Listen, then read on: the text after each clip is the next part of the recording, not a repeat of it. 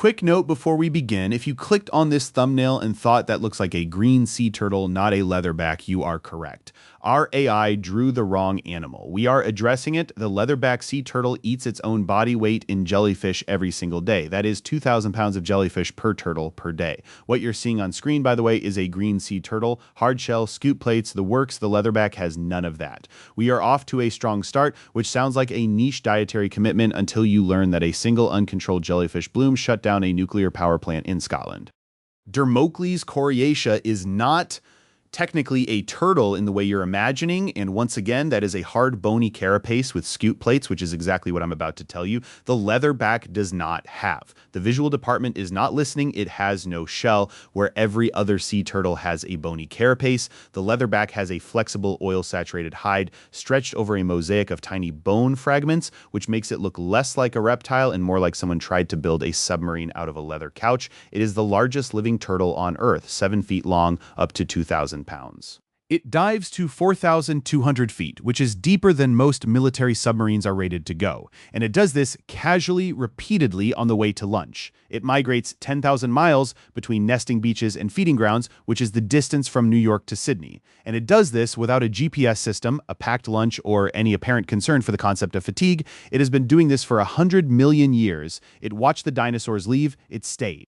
What the leatherback provides is what ecologists call a regulating service, and that is one of 4 categories of ecosystem services. Regulating services are the invisible maintenance work ecosystems perform to keep conditions livable: climate regulation, flood defense, water purification, pest control, disease suppression. You do not hire anyone to do this work. It just gets done, or it does not. The leatherback's version of this job is jellyfish suppression on a continental scale. 1 turtle, hundreds of pounds of jellyfish a day, multiply that by the population that existed before 1980, and you had an ocean where jellyfish blooms were a minor seasonal event, not a headline. Jellyfish, left unchecked, eat fish larvae, lots of fish larvae. The same larvae that would have grown up to stock the fisheries that feed roughly 3 billion people. The chain runs: leatherback eats jellyfish, jellyfish population stays controlled, fish larvae survive, fish populations hold, fisheries stay viable. Your grocery store has a seafood section. Remove the turtle and the chain phrase from the top. The Pacific leatherback population has declined 97% since 1980. 97%, that is not a typo, and it is not a projection. It is a body count. The causes are the usual consortium: longline fishing, bycatch, plastic bag ingestion. A plastic bag in open water is, to a leatherback, indistinguishable from a jellyfish, which is a design flaw in the bag, not the turtle.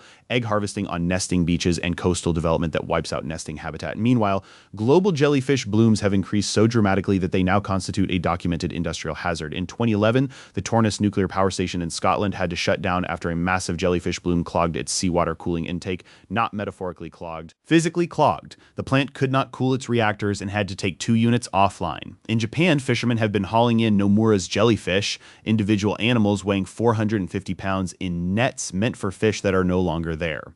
Norwegian salmon farms have lost entire stock to jellyfish swarms that suffocated the fish inside the pens. This is not a hypothetical cascade. This is the cascade. It is happening in documented, citable, photographable real time, and the committee-level response has been broadly to keep issuing bycatch permits. I think about the leatherback sometimes when people talk about charismatic megafauna, like they are decorative, like the point of saving a sea turtle is the sea turtle. The point of saving the leatherback is that it is a 2,000-pound jellyfish removal system that has been running for free for 100 million years, and we are currently watching it break down while pretending the jellyfish are someone else's problem. Thanks for sticking around for this one. If you want more episodes about the species quietly holding your infrastructure together, subscribe. We do this every week, and every week it is somehow weirder than the last. See you next time.